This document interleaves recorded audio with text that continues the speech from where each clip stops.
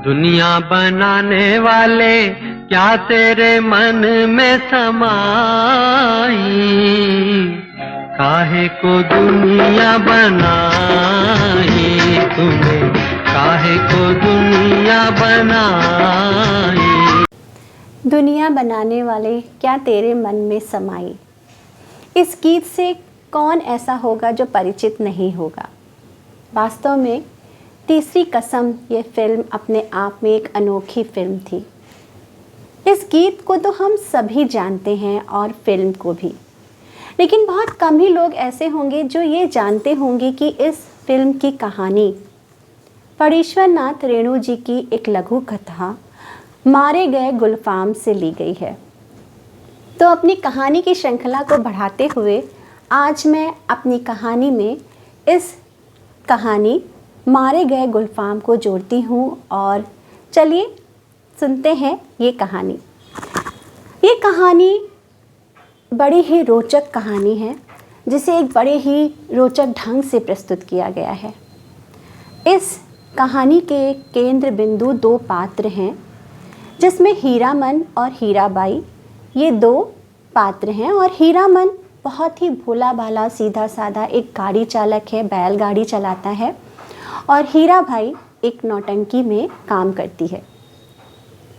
हीरामन इतना भोला भाला है कि वो बेचारा सामान को एक जगह से दूसरी जगह तक ले जाता है, लाता है और गांव वालों के मन के सभी काम करता है और गांव वालों को प्रसन्न भी रखता है क्योंकि वो बहुत ही भोला है।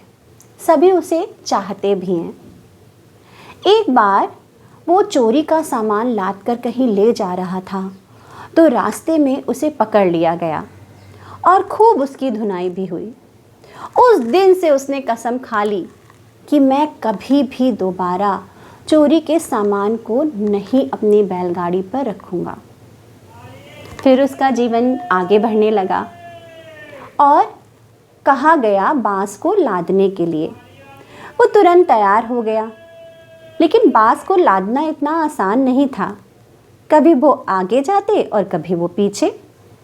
इसी में ही एक सवारी को चोट आ गई और उसने खूब चाबुक चलाए हीरामन के ऊपर। हीरामन ने दूसरी कसम भी खा ली कि अब कभी मैं अपनी बैलगाड़ी पर बांस नहीं लादूंगा। इन्हीं दोनों कसम को खाकर वो अपना जीवन यापन कर रहा था और आज भी स्टेशन पर वो खड़ा सवारी का इंतज़ार कर रहा था। तभी एक आवाज़ आती है, सुनो भाई, क्या मुझे गांव तक छोड़ दोगे?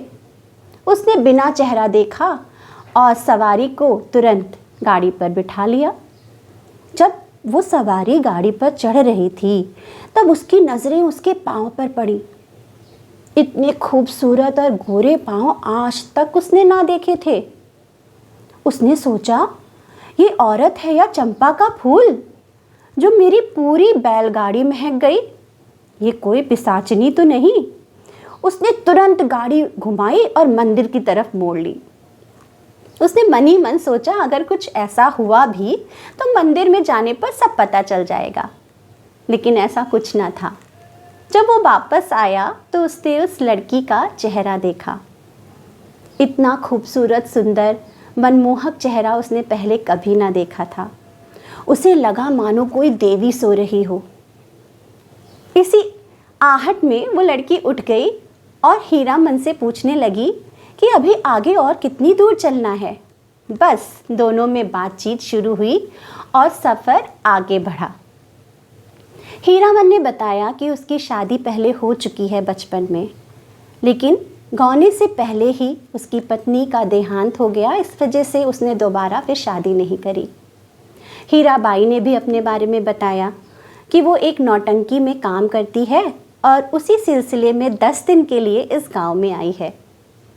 नौटंकी का नाम सुनते ही हीरामन ने पूछा कि अच्छा, वहाँ पर क्या काम करती हैं आप? तो हीराबाई ने कहा कि जब तुम वहाँ आओगे तब तुम्हें पता चल जाएगा। हीरामन के मन में उस लड़की को देखकर देवी का स्वरूप सामने जागृत हो रहा था, इसलिए वो उसको हीराबाई ना बुलाकर हीरा देवी ही बुला रहा था। अब क्या था, अब तो दूसरे दिन उसके मन में उत्तेजना थी नौटंकी में जाने की। वो चला गया अपने दोस्तों को लेकर नौटंकी देखने। जैसे ही नौटंकी में हीराबाई सामने आई, उसने उसकी मनमोहक मुस्कान देखी, नृत्य की कला देखी, बड़ी बड़ी आंखें देखी और वो मनमोहक मुस्कान देखकर उस पर मोहित हो उठा। उसके मन में हीराबाई के लिए प्रेम जागृत हो रहा था। 1 दिन 2 दिन इसी तरह दिन बीतते गए और वो दोनों कुछ समय भी एक साथ गुजारने लगे। इधर हीराबाई के मन में भी ये बात चल रही थी कि ऐसा ना हो कि वो कभी हीरामन उससे कह दे कि वो उससे प्रेम करता है। इसी डर से हीराबाई ने कभी भी इस बात को छेड़ने की कोशिश नहीं करी। वो जानती थी कि उसका जिस तरह का व्यक्तित्व है वो हीरामन के लिए नहीं है। हीरामन इतना भोला भाला व्यक्ति है, मैं हीरामन के लिए नहीं बनी। और हीरामन इधर 10 दिन बीतने का इंतज़ार करने लगा। वो मन ही मन बड़ा खुश था कि जैसे ही 10वां दिन बीतेगा मैं अपने मन की सारी बातें कह दूंगा। लेकिन हीराबाई ये बात जानती थी, इसलिए वे बिना कुछ कहे 10वें दिन स्टेशन चली जाती है और किसी को कुछ नहीं बताती। लेकिन उसे फिर भी मालूम था कि कहीं ना कहीं से पता चलते ही हीरामन दौड़ा दौड़ा उसके पास आएगा, और ऐसा हुआ भी। हीरामन को जब ये बात पता चली कि हीराबाई और सारी नौटंकी के लोग छोड़कर चले गए हैं, तो वो भागा अपनी बैलगाड़ी लेकर। लेकिन स्टेशन से गाड़ी छूट चुकी थी। बेचारा गुलफाम मारा गया। उसकी बात उसके मन में ही रह गई और हीरामन और हीराबाई का सहज प्रेम मिलन ना बन सका। हीराबाई इस बात को जानती थी, इसलिए वो अपने मन में बहुत सारी बातें दबाकर चली गई, जो शायद हीरामन के लिए अच्छा समझ रही थी। वो उसके आगे के जीवन के लिए उसको छोड़कर चली गई। और यहीं पर कहानी का अंत हो जाता है। मन ही मन में दुखी हीरामन तीसरी कसम खाता है कि अब कभी भी वो अपनी बैलगाड़ी पर किसी नौटंकी वाली को नहीं बिठाएगा। यदि आपको ये वीडियो पसंद आया हो तो इसे लाइक, शेयर और सब्सक्राइब ज़रूर करिएगा।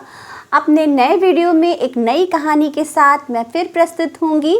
मैं रचना मिश्रा आपसे विदा लेती हूँ। आप सबका दिन शुभ हो। नमस्कार।